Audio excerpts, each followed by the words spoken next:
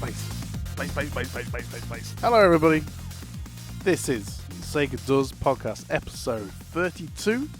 I'm Sam the Pixel Dude, and virtually to my left, as always, we have the NES Encyclopedia, soon to be NES Millionaire. That is Dylan Cornelius. How are we doing, Dylan? Oh, I am here today, and that's what I have to say about that. Yeah. Yes. Dylan, you have some news of a project you have just started. Would you like to indulge me? I would. I just launched a Kickstarter this last Thursday for a book based on my blog over on questicle.net, otherwise known as the Quest to Review Every NES Game. Mm-hmm. Well, 2 years ago, I reviewed every NES game, North American NES game, to clarify. It took you more than 2 years. And it took 3.5 years to review them, and about 2 years to put the book together, give or take a few months. And so, yeah, I launched the Kickstarter, and the book is not just the blog in printed form. All the reviews have been revised, edited, and in some cases completely rewritten. It's got additional screenshots, it's got box art, and it's got a foreword by none other than Mr. Jeremy Parrish, editor-in-chief of usgamer.net. And yeah, so if you want to check it out, go on Kickstarter. I don't know if it would really be... It would take me a while to kind of say the URL. It's not just kickstarter.com/Dylan or... but if you go on Kickstarter and look up NES Compendium... Yep. Or you can look up Dylan Cornelius. Yep. Either one, and it's the only one. So, yeah, check it out. If you feel like it, contribute. Or tell your retro-loving friends that there is officially going to be a book that features reviews for every single NES game. It's the ultimate lazy Sunday morning book. It's like... Some days I walk up to my NES collection, pop in a game, like, I've never really sat down and played this. I'd like to know a little bit more about it. If you had this book, you could just literally whip open a page and there you are with a whole history, dates, what the game's about, what it's like. It's the perfect companion if you love your NES. It's the perfect accompaniment for it. That's right. So, just wanted to let everyone know that. So buy the freaking book! Yes, support it, because otherwise, who knows where it will go? No. I have no idea. No. So the world needs this book. There isn't one, and we need one. Yes. Amazingly, there isn't one. It's crazy. And if this one does well, maybe even if it doesn't, but if this one does well, Sega books, people, Sega books. But I need a reason, right? Yeah. Like, I'm not just going to do Sega books if nobody's interested. So, yeah. Lord of the Rings didn't happen without The Hobbit. That's right. That's a really rubbish reference. But anyway, you get the idea. Yes. I actually would really like a Dreamcast book. That sounds pretty cool. Yeah, I would love books that it's like, I don't know if I necessarily want to put them together, but I want to read them, and nobody else has put them together. Just think of all this work you don't have to do out there, people. Brilliant. Anyway, so the first thing we do in the new year is talk about Nintendo. Brilliant. Okay, so today, what are we talking about? Well, today we have some Master System games. We have Rastan, we have Scramble Spirits, we have Tennis Ace, Time Soldiers, not affiliated with Time Cop, starring the fantastic John Cullivander, and also Vigilante, which is probably the most prolific cartridge other than Ghost House in the UK. There is a Vigilante cartridge in every attic in the UK, I can guarantee it. It's just everywhere. This damn game. Everywhere. Anyway, so today we're going to start off by changing the music because it's just a little bit too intense. There we go. So a little bit more subdued note. Right. Rastan, Dylan. Rastan. It's kind of like Conan. As a matter of fact, the font for the cover kind of looks like Conan. Well, even the dude. Yeah, I mean, it's... That's my phone. That's my bad. Oh. It's Josh Steigerman. But, you know, this game, while better than the majority of Conan games, just isn't that good, frankly. It's pretty mediocre. It has some interesting ideas, but it doesn't implement them very well. No. Have you played this one, Sam? I have played this one. I played this one a few years ago and today. It's a side-scrolling kind of hack and slash without the hack or the slash. It's I've never felt a game when you hit something I felt less connected. It's a that's a good point. Yeah. It's a very dull feeling when you actually hack things in this game. Is the guy called Rastan? I never really looked into it. I believe so. Okay, yes. So Conan or Rastan, even sounds similar.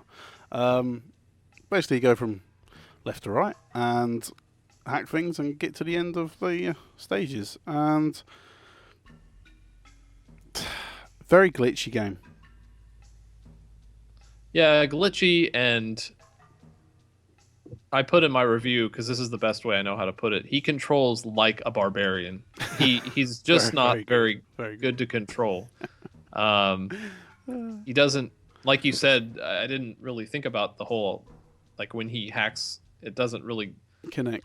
Yeah, it doesn't connect, but also his jumping is terrible. Yeah, that's the main thing I've got written down here is the jump mechanics. You have two kinds of jumps. You have a jump, and then you have like a super jump, I suppose is the only way to say it. Jump is A, B, whichever button one. two. Button two. Yeah, and then button 2 plus up is the higher jump. It's the higher jump, which when you're trying to go across a gap and you've got to press up, it's not the greatest idea in the world, I'll say, Rastan.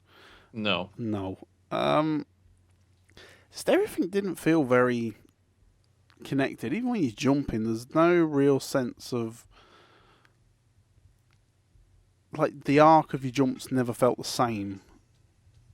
No. It's almost like there was some subtle control that you should have figured out, but the game doesn't really let you. I don't know. It's weird. Yeah.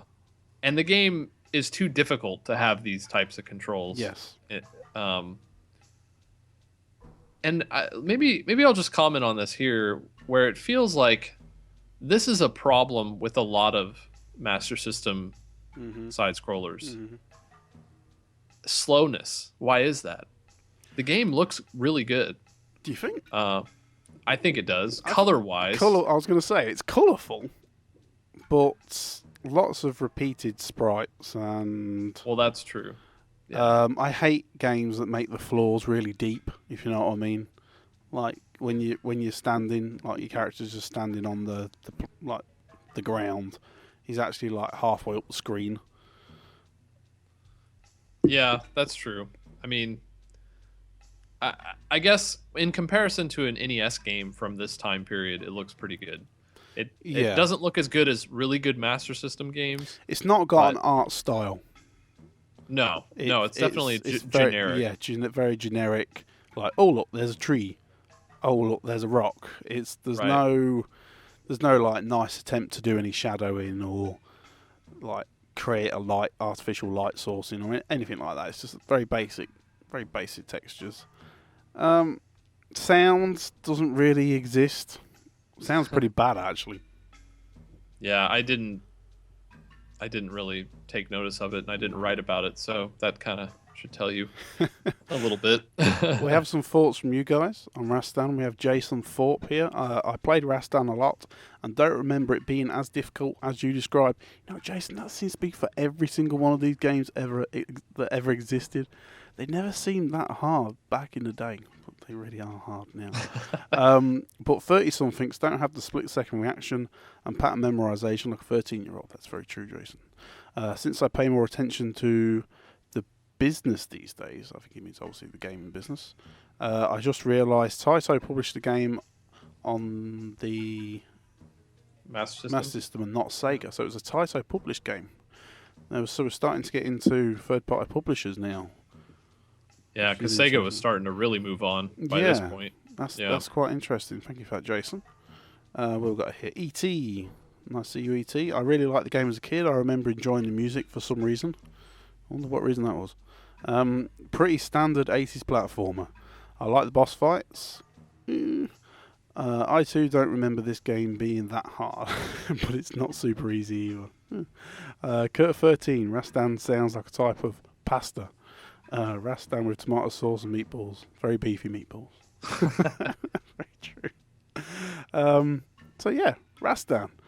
Obviously, very obviously, on the back, trying to get on the back of the Conan the Barbarian bandwagon, I suppose you could say, of the 80s, which I think was actually kind of coming to an end at this point. This was this is really late. Yeah, for that. I mean, it's He-Man and all that kind of thing. That had all gone. I mean, we're touching on 90s. You know, Turtle Mania has been around for a few years at this time. Yeah, well, they got the Iguano Man. I guess that's it's not the same. It's too late for He-Man, too early for dinosaurs. So you gotta. That's true. you gotta come up with something. I love. See, you don't have that nowadays. You don't have like time periods by what was hot because everything's so fast. Right. It's like between 91 and 96 was like the era of the dinosaur. Yep. And then you have like awesome. We have like 83 to 86 was like robots, and then you have 86 to 89 was like medieval Conan. And you don't get that kind of thing anymore. Everything's too fast. I know. I don't. That's why I don't even know what's what anymore. I can't keep up because I don't care. And then when I learn about it, I don't care about it. My wife made me install WhatsApp the other day. How's that? How's that treating you? Waddy.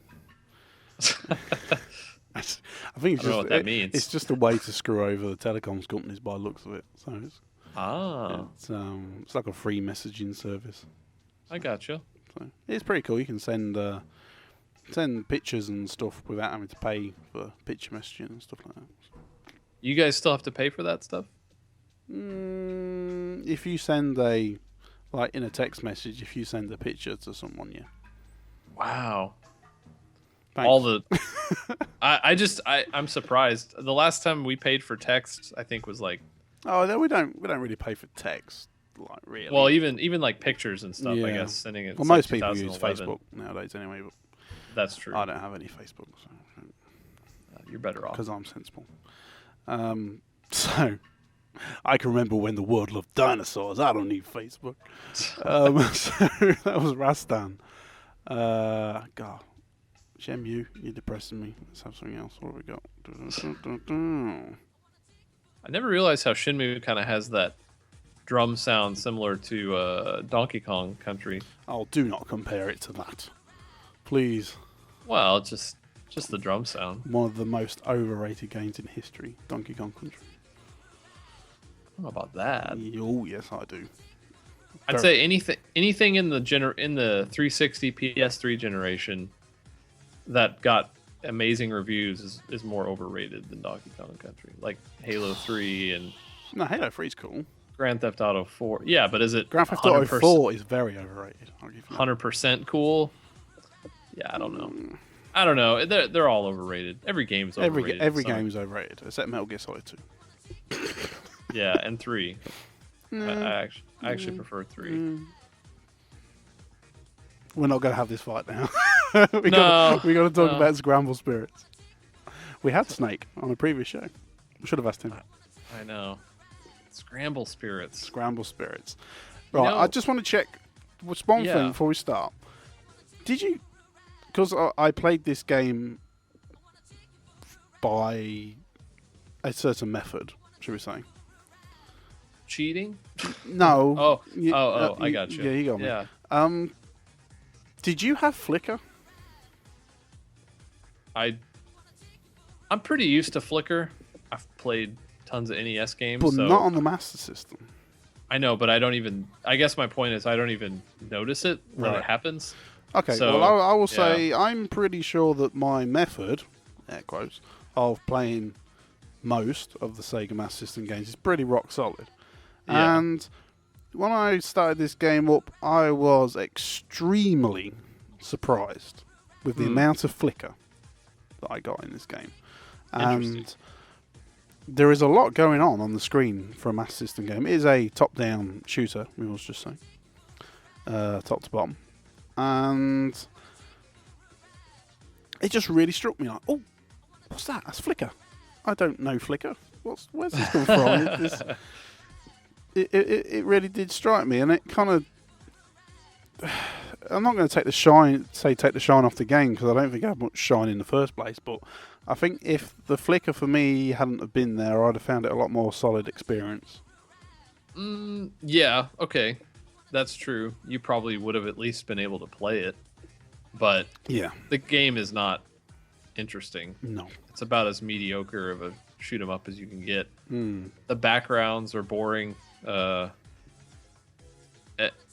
know what surprised me is how 1942, I think, is the most ripped off shoot 'em up in the 80s. Yes. And I never realized that until, I don't know, the last year or so. And I was replaying a lot of Sega games rip it off.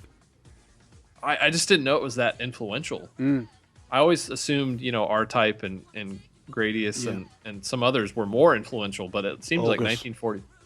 Yeah, Orgus. Yeah, that one lit up the charts. Damn right. Yeah, so that's what this is. It's another 1942 ripoff, and not a very good one. I never thought 1942 was that good anyway. I have an affinity for it, but it's very basic, Yeah. It's not. It's like a step up from Xevious, right? Like Xevious is about as basic of a shooter as you can shoot 'em up as you can get. Yeah. And 1942 throws in some little extra elements and gets rid of the ground-based combat, and that's it. Yeah. Yeah. So. Yeah. Yeah. That's really all I have to say. Scramble Spirits just isn't interesting at all. It's not. It's one of the things I wanted to say. We discussed before we came on. These games we're talking about today, you can find comparable experiences on the NES, but comparing these to the NES really does give you the reason, if not in popularity, if you just looked at pure quality games in terms of quality games between the Master System and the NES, these games today really do say why Nintendo kicked Sega's arse for 5 years straight. There are loads of tennis games, loads of top-down shooters, loads of side-scrolling shooters, loads of bolt-scrolling beat-em-ups. They're all these today are very, very mediocre, and it's not saying they're poorly made. It's not saying there's just not a lot of love in them. No, I mean if they're developed by Sega and they're after 1987 or 88, forget about it. Sega's done caring by that point, and that's the problem. Yeah, is that, like you said, there's no. They literally exist to put out another game, but there's no extra care. It's just, in this case with Scramble Spirits, it's shoot 'em up by numbers. That's it. So let's see what we've got in the comments here. Kurt13 again. I guess there's not much to say about this one except that Scramble Spirits sounds like it's probably made more sense in untranslated Japanese. Maybe. Sut, I presume there is more I'm sorry. I presume there is some top secret plan regarding Golden Axe, as you've carefully admitted to. Maybe a double review with the Mega Drive version. What's he on about there, Dylan? Oh, I skipped over the Master System Golden Axe. Is it I didn't review that. That's not the Golden Axe everyone knows. It's because I'm gonna play the Mega Drive version first, and then play Master System. I didn't see the point in playing the Master System version first, so that is why. And I answered him. So if anyone else was wondering, yeah, that's why that is. Fair enough. Okay, so that's Scramble Spirits. Pretty mediocre. You gave it a C. Not bad for it in terms of a historical piece, but nothing to write home about. No, says the guy who wrote a few hundred-word review on it. Okay, so next we have Tennis Ace. Yes, another very I won't say popular. I'll just say prolific Master System game. Seems to be in everyone's collection. Tennis Ace. Tennis Ace? Yeah, everyone I knew had it. Oh wow, that's better than Great Tennis. So that's good. There's about 10 Master System games that everybody had. And Tennis Ace. Tennis Ace is one of them. It's I don't know when did this come out. 1989. It says the European release date was 89. I thought it might have been a little bit later than that. So, Tennis Ace. It's basically Pong, but in green. And with surprisingly good controls. Like, when you're on the court. Yeah. Serving was a struggle. Mm-hmm. But when you get the hang of that, actually playing the tennis is surprisingly fun. And even doubles. I was really surprised by how good the AI was. My double AI. he controlled well, and he did what he was supposed to, which is not get in my way, which is, I couldn't believe that. Yeah. Obviously you want to play doubles with a real person because that would be more fun, but all in all, it's not anything spectacular, but it is the best tennis game on the Master System thus far, for whatever that's worth. I mean, I don't know what that means. No. Perhaps it means something to somebody, but yeah. There's not really a lot to say at all. It's got a password save, whatever that means. Well, that's good because the tournament you play 36 games. Wow. So you're gonna want that password. Who makes somebody play 36 tennis games in a tournament? That's brutal. I know. So I think it's 8 normally, 6, 8, something like that. I have no idea. I go to Wimbledon saying, right, this week we're going to play 12 games, 2 a day. Jesus Christ. I was very impressed that they offered 6 types of background music. Did they? Yeah. Well, good for them. I was really impressed with that. Really? Because, well, when you play all these games, and most games have like no options for anything, it's like this is what you get, what you see is what you get. This game really had a lot of options, which it should. It's 1989. It's time to start offering people more than just bare bones tennis. Lots of people to choose from. Lots of different kind of courts you can play on. Though why you would want to play on anything other than lawn, I don't know. No. But yeah, it's not bad. It's just serving's a little tough, but once you get the hang of that, it's a fun little game. So, basic tennis game. If you really want to play 8-bit tennis, go for it. Yep.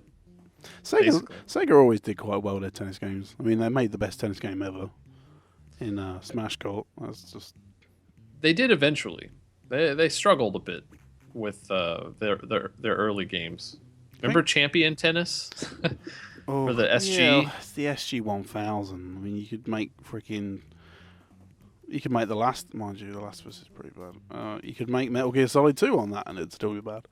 So, SG-1000.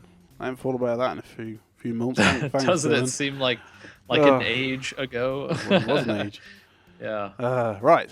Next up. Now, these last two games are the marquee games, shall we say, this week to talk about for sure. First up, we have Time Soldiers, which is probably about as 80s arcade / cartoon you can get. Yeah, it looks like G.I. Joe. It does, the art style. with dinosaurs. Right. See, dinosaurs. It's coming. This game predicted it. So what do you think? Tell us about Time Soldiers. What do you think of this? Time Soldiers is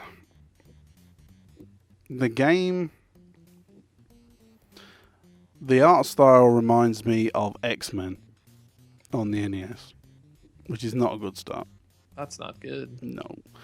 And I really didn't like it. Yeah. The promise was there. I think the choice for it to be a top-down shooter was a bad one. Yeah, stupid Akari Warriors. Yeah. Just influencing everything at this point. It's definitely one of those. It's one of those games where they saw a concept and just changed around the variables, you know. It's like, oh, well, we can put people in here instead of ninjas and make them go for, you know, it's one of them. One of the problems I had with it was that the first few levels were very easy. Like, you could literally just run forward. Oh, yeah. You don't have to kill anybody. No. Which... You can just... You found that as well? Good. Yeah. I just, after a few like minutes of playing it, I was like, hang on, can I just, like, because the screen scrolls with you. It's not like you have to kill a screen, move on, and it's not an auto-scroller or anything like that. So it's just like, can I just keep going here? And that despawns them, and you just keep going. And, yeah. Weird. It is weird. What's that? What did you think? I thought the style was interesting. I thought, like you said, it had a lot of promise. Yeah. Because, to kind of give people an idea, you're a time traveler and you're trying to find your buddies throughout time, and the game starts you in either the World Wars. It always starts you someplace different when you turn on the game. Yeah, which is cool. Which is neat, yeah. But your buddy will never be where they start you. So, like, if you're looking for somebody in Rome, it's going to start you in the prehistoric age or something like that. It's just, that's the way it is. So what you do is, if you're like Sam and I, you avoid all the enemies and you get to the mid boss, and kill the mid boss, and then a little time warp thing will open, and you can go to the next time period. And if it's where, right, exactly. If it's where your buddy is, like if it's Rome, you stay there until you find your buddy, and the way you find them is by killing the big boss. Yeah. And then you just do that five more times. They were very big and quite impressive. They were. I like the bosses, actually. The bosses, I will give you some credit there. Time Soldiers. The bosses were quite impressive. Quite nice. Yeah. Black screens, but quite nice. Yeah. So that's the gist of it. And I always wanted to see, even though I didn't like the game, I was entranced in a way as I kept playing it, because I kept thinking I can get further than this. It's such a stupid game, but I can get further than this. And then I played the arcade version. Right. And that is actually a really good game. Because you can't just fly past the enemies. You have to fight them. It's harder. It's definitely more interesting to look at. It's just an all-around better game. And, you know, the argument I hear from people, because my theory, my question is, like, why would you port an obviously inferior port? And I mean, it's not just like, oh, they had to tone down the graphics. It's like, no, this is not a good port of an arcade game. Why would you do that? And people say, well, because they had to give they had to give people something. No, they didn't. They could have put it on the Genesis or the Mega Drive. Yeah. At this point, it is 89. There's no reason not to put this on the Mega Drive. So it's funny as well. I mean, for as poorly as the Master System sold, they didn't half put some games out on it. They did, which is one thing I'm starting to come to terms with a little bit. Is they did try. And they did it. They didn't, right? Because they wanted it to sell, but they didn't have the games for it. Yeah. So everything ended up like this, which was like a let's have a go, change a few textures and see how it goes. Yeah. Now we have quite a lot. Okay. Well, I was to say, but if you grew up on it, yeah, that's it for you. So I get it. Yeah. We have quite a lot of thoughts on Time Soldiers. We have some Sean 697 action. As I mentioned before, this was my last Sega Master. I hate it when people say SMS because it means something different in my head. Sega Master System purchase. This was the last game that Sean 697 bought back in the day. That's quite interesting. So that's 89. So he must have moved on, Sean, to maybe the Genesis or I don't know. Maybe an Amiga. Or something. Not in America, buddy. Yeah, not in America. Import one. Well, you could. You could. Maybe what else came out around 89? Not a lot, actually, was it? Nope. Genesis. That's it. No computers. No, everything bowed down to the Genesis, except for the NES. But I sure did love the arcade game. This, like you said, is not that. So he agrees with you there, didn't he? I thought this one was impossibly hard, and while it had nice graphics, it just doesn't play the same.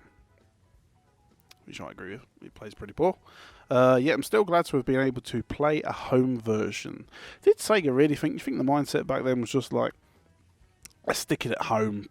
People want the arcade at home. Let's just. I mean, it worked with the Genesis because it was like literally having the arcade at home, but right. Maybe that was the thing, like the Master System, bless it, it never really was, even when it came out. It wasn't as good as what was in the arcade. Well, and neither was the NES. And so I'm not saying that... Yeah, but the NES didn't try to do the arcade at home, though. No, it didn't. It went for something completely different. But it's funny, though, because actually, that wasn't like a Nintendo initiative. To say, no, we're not going after the arcades. People just naturally didn't do arcade games on the NES. Well, they did for some, like Double Dragon. But Double Dragon is a different game. Yeah, but they weren't like, oh, we have to try and make this. I mean, look at all the crappy, like, now I can't think of any. It's like Afterburner and Space Harrier and things like that. Yeah. It's like, why even bother? What you should have done is done Space Harrier Adventures in blah blah blah land and done it as a side-scrolling platformer. You know, that's what you should have done. True. With the same characters and the stupid mammoth on the front, which you never see in the game. And you would have given people a reason to. Yeah, it's like explore these universes on your Master System. It's not like the arcade, but it's the same world. Right. See, I should have worked for you. Should have. Damn. Kurt 13. It seems like a lot of games this area did the time traveling thing. They still do, Kurt. Still haven't stopped. I guess it was an early way to make your game seem interesting. Each game usually followed the same set of levels, though. Prehistoric, got to get your dinosaurs in there. Ancient Egypt, Old West, probably had a train part in there somewhere. And maybe something with pirates. Double points if it either has a final level in the present day or set in the future. Kurt, I like your thinking. No, you get it, Kurt. That's very good. He does. Got River of Time here. I really like the only way you get a continue is to mash buttons. Is it really? I didn't get that. I did not know that until he put it there. Well, yeah. There which is stated nowhere, he says. That's probably why we didn't know. Yeah. I believe each spot that will have a mini-boss and the portal is locked to take you a specific period. Yeah, you mentioned that. So thank you, River of Time. Who else have we got down here? We have Tyler M. We've got some nice different names coming in here now, Dylan. It's good. Yeah. Hi, just leaving a comment on your newest post. I have discovered your podcast this past week. Oh my god. As the rare American that had a Sega Master System, you loser, and not an NES, I always seek out all things Sega Master System on the internet. You are a patron, Tyler. Well done. I own the complete US collection of Sega Master System games. Wow. Yeah. He posted the picture down below in the comments. And what's funny is that it's not nearly as big as I was thinking, and then I'm like, oh, well, they didn't have a lot of games. Let me have a look at this. I'm going to have a look at this. Let's have a look. It's still impressive. I don't want to diminish how impressive it is, but I forgot that it's not like the NES. You know, the Did NES Europe get more than the US? Well, that's hard to say. Because, I mean, I want to say yes, they did. I know they got more after the US because you guys got stuff like Sonic Chaos. Oh, there we go. And wow. Yeah. Yeah, it's not as big as you think, is it? No. Is that really it? Wow. If people want to see what we're talking about, go to the Time Soldiers post on the blog. Yeah. And check out the picture. It's down in the comments. And I really should the next post I do, I really should mention put it up. Yeah. Yeah. Because it's worth seeing. It's very good. It's pretty good. They are Scramble Spirits there. Look. Vigilante, Paperboy. Yeah, that's pretty cool. Wow, I never thought I'd see it. I've never seen that before. I've never seen the entire US Master System collection all in one place. Thank you, Tyler M. And Sean at the end says, nice. You have even the super rare American version of Sonic the Hedgehog. Is that rare? It is rare. It's very expensive. Damn, yeah. I got about fucking 4 copies of that. That is not PAL. It's not rare over here. I'm telling you, it's not. So that is Time Soldiers. Thank you everyone that commented. It was very interesting. And considering the game was pretty mediocre, Dylan's squeaking there. I wonder what that was. No, I don't know what you're talking about. No, I couldn't. Yeah. Okay, so now we come on to the pièce de résistance of episode 32 of the Sickles podcast. We have Vigilante. Just look at that cover. Yeah. Just look at that. There's nothing good about that cover whatsoever. It's amusing, makes me laugh. What do you mean? That's one of the greatest covers in the world. Well, that's the thing. It could be seen that way, or it could be seen. You've got the pseudo fake American flag going on in the font. You've got got the long flowing locked haired guy beating up the bold guy with the earring and the sleeveless jacket. You know, it's like he's definitely bad news. Yeah. You know, you've got the He-Man type beating the crap out of him, and he's got a pair of nunchucks because and overalls. And overalls. See, look, he can go to work by day, and kick butt by night. That's right. It's just the 80s is the best ever. Nothing like a brawl and some use between bros. I love your comments that you put on Voxel. It's the best. Right. What is the story premise for this game, Dylan? Because I can never figure it out. A girl gets kidnapped. I'm assuming it's your girlfriend. I don't know why you would care otherwise. No offense to the ladies, but that's just how it worked back in the late 80s. Double Dragon, Billy and Jimmy Lee, they didn't go after the woman because... Bibby and Jimmy. They didn't go after the woman because she was just a girl they liked. No. It was their girlfriend. Which is really weird when you think about it. It was like they both had a thing for her. Yeah. Anyway, nothing as weird as that. This is just your girlfriend getting kidnapped by some gangbangers, and you gotta go punch them out, punch them all out, man. Vigilante style. Yep. Yeah, you can't walk down one street trying to find her without having to punch at least 20 guys. Yeah, and if you get the nunchucks, should have geotagged that bitch. You better find her a lot quicker. Yeah, if you get the nunchucks, just grip them, forever. They are your friend in the face of the stupid chokehold jerks. Yeah. I hate those guys. I hate those guys. They're pretty annoying. Yeah. So tell me, growing up with this game, this was one of the games I got in my famous, now famous, shall we say, Master System acquisition, I suppose we could call it. This game looks really nice. It does. Really surprisingly nice. Yeah. But it plays really bad. And the thing that really put me off this game is not even the fact that your kicks and punches barely leave your sprite. So your range of attacks is, you have to wait for them to get so close before you can do anything, which is really annoying. And the hit detection sucks. And the hit detection sucks. But when you hit people, they slide down, which really put me off. That was just so... They like freeze in whatever position they was when you hit them and slide off screen. I'm not a fan of the falling back, blinking and disappearing act that a lot of games do, but that's better than... I'm just going to break the illusion of this game and slide off the screen. It's... I never noticed that. Did you not? No. It really bugged me. Really bugged me. Yeah. I don't know. So, yeah, I never beat it. I can see why. How far did I get? Freaking hard. I can't remember how far I got. It was bloody hard. I got to a bit with some guys on bikes. I remember that. Yeah, Bob Seger. Yeah. He looks like Bob Seger. He does look like Bob Seger. What do you think then, Dylan? You've probably played this more recent than me. It's a piece of crap. And the thing that really bothers me is that it's supposed to be kind of like a sequel to Kung Fu, which is one of the best. Is it really? Early NES games of its type. I actually have a soft spot for Kung Fu. Mm-hmm. It's not really a good game by today's standards, but you can play it. It's unlike Vigilante. You can play it. Yeah.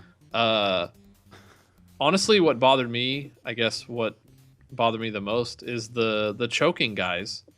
Yeah. I don't understand how that's even the only way you can hit them well is with the nunchucks and then or you kick them like really fast, but the strategy then comes in from like, okay, you got the choking guys. If any other enemy comes on the screen alongside the choking guys, you always have to turn to them first, the choker guys, and then to the other people. My memory serves me not very good most days, but could you jump in this game?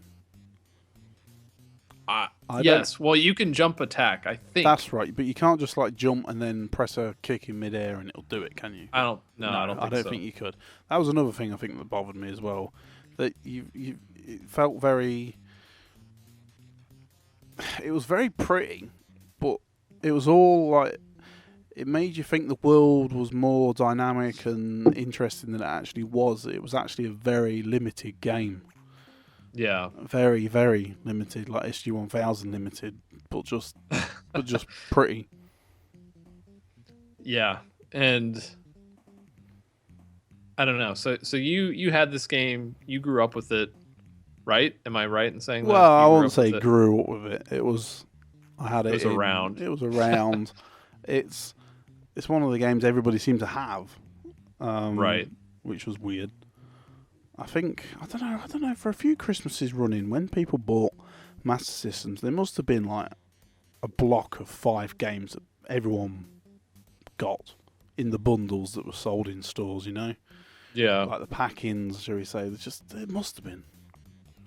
It's crazy. Like, when the PlayStation was first being, like, for the first 2 or 3 years the PlayStation came out, everyone got a copy of Tekken 2, Rayman, and like a few other games. Like everybody's house I went round, everyone had Rayman, Tekken 2, Ridge Racer, just like Porsche Challenge or something like that. It's just everyone had these damn games, and this was like that, but for the Master System. It was everywhere, but no one ever played it. I never played it until I actually got it myself. Right. But everyone had it like on their shelf in their collection. It was weird. Yeah. Yeah. So uneventful beat 'em up, and they really weren't any good until 16-bit. Until Streets of Rage came along, they really weren't any good. Well, I would disagree. I think Double Dragon 2 and River City Ransom are pretty good. Yeah, River. Nothing beats the bouncer anyway. So. Well, that's true. And Streets of Rage 2 is a classic. I mean, but I would actually argue that Streets of Rage 2, that's as far as the genre ever got. Everything else after that is just kind of spinning the wheels. Like, that's... So...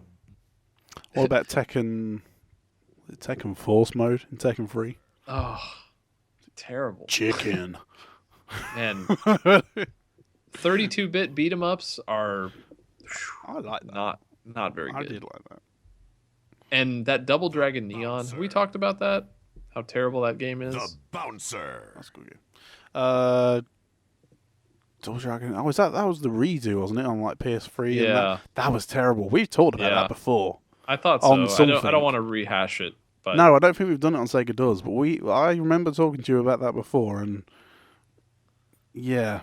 I got it as a one of those free PlayStation Plus games. I'm like, oh, cool. I've heard good things. I did it. I think we both did the same thing, and it was like, no. Yeah, so bad. So bad. Mm-hmm. I think I got some Streets of Rage now. There we go. Vigilante, not a good game. No. I gave it a D. I stand by that. I'd give it less. Bob Seger, I'm not a big fan of his. It looks pretty. A lot of work went into the art. Yeah, all the work went into the art. Yeah. Maybe that's what it was. They had like $5 left for the controls. $5? Here you go. Here's the janitor can do it, right? Yeah. We're all tired. Yeah. We got to go home. Let's have a look at some comments then. We have Old School Player. He says, yeah, I think the review is pretty accurate. I remember borrowing it from a friend and finishing it one afternoon. Sure, glad I didn't spend my allowance on it. Never played the arcade version, but sure it's any better. Yes, I'm pretty sure it is. Kurt 13. Man, Kurt, you're going to call this the Kurt 13 podcast. The 80s. Bob Seger was writing songs for truck commercials. The president was Jean-Claude Van Damme. And you couldn't walk down the street without having to put hordes of thugs in the hospital. What a time to be alive. Yeah. I watched the Jean-Claude Van Damme film I'd never seen before today. Which one was that? Oh, now you're going to ask me. I can't remember what it's called. It was one where he's an undercover cop in prison.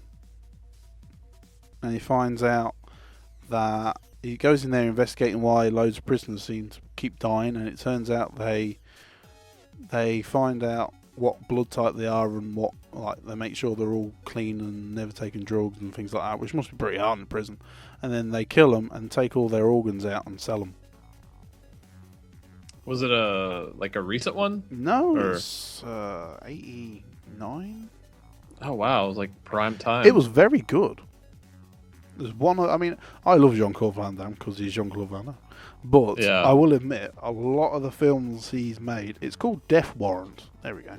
It came out in 1990. 1990. That was like right around the time he was getting big. Yeah, it was a very good film. He doesn't do a lot of fighting in it either. He's a very good actor in it.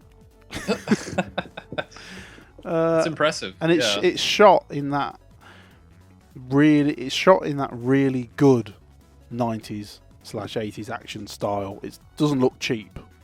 It's very simple but very well shot. Like that Under Siege way, you know, it's very, very good film. Jean-Claude Van Damme. I'll be darned. I'll be darned. Peter Jan. Oh god, he's getting political. Sorry to get somewhat political, but I can't let this one slide. Haha, Van Damme, the muscles from Brussels. A guy from Brussels, president, say what? That how Trump... Oh, I'm not going into that, Peter Jan. We're going to leave that. Something about the Republican Party. This is an international podcast. We're not going to get too political here. Oh no, he's gone on about it as well. How about we read some comments from episode 31? Let's do that. Podcast. Hopefully they won't be too political. I But doubt hopefully they'll be full of Jean-Claude Van Damme. Sean697. He says, don't get second thoughts on R-Type. It's one of the Sega Master System's and all of 8-bit's best shooters and deserved that A. Plus, it has an extra level. So he doesn't agree with. I think it's me. You gave it an A, didn't you? I did. Yeah. Oh well. Yeah. Yeah. A lot of people like it. I like it. It's just not quite. Not quite the genius of the 16-bit versions, I don't think. Jason Thorpe. R-Type was a great game. Never could finish it without invincibility code, but who could? I don't know, Jason. I couldn't. Who we got here? Sean. Dylan. Brett Brown.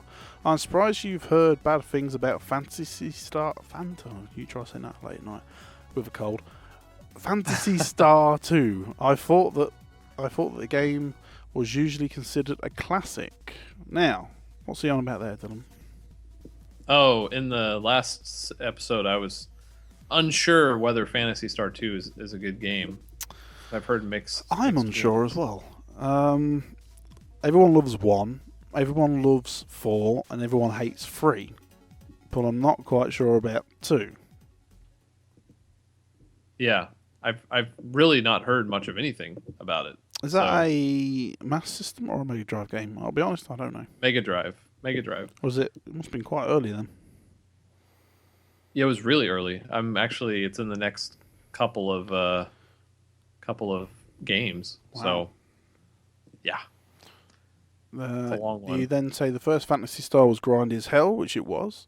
It can't be any worse than that, right? And then Brett Brown says, I don't think it was any more grinded than the first one, but it does play more like the 8-bit era RPG. During the 16-bit era, RPGs got more story-driven and less grindy. I guess if you're comparing it to RPGs on the Super Nintendo or later Genesis ones, I could see how someone would get frustrated with it. Well, you just can't beat late era Super Nintendo RPGs. They are JRPGs as standard. As if you listen to the Nintendo XP podcast, which you can find at all good iTunes stores everywhere. We recently did, didn't we, Dylan? Our top 3 JRPGs. We did. Which was a lot of fun. That was a great podcast. I recommend everyone listen to it. That's the Nintendo Experience, if you want to listen to that. But the Experience is with a what, Dylan? With an X. Oh, XP. You know what I want to do soon? I was thinking. What's that? I want to do, and people can leave comments in this, actually, but obviously Sega related. But I want to do a episode, maybe we'll do a Sega one as well, of franchises or even like big single games that everybody loves but you actually secretly hate. Okay, so give me an example then. Well, everybody loves Mega Man X. Right. You're not a fan? No. Are you in general a Mega Man fan? Or I like the originals. I think they're good. Uh-huh. That's about it. Yeah. Didn't get beyond 8-bit for you. Gotcha. I did actually have some other examples as well. I can't think of them. That would be good. Yeah. Yeah. That would be good. Let's do it. Let's do that. So, that sounds awesome. Yeah.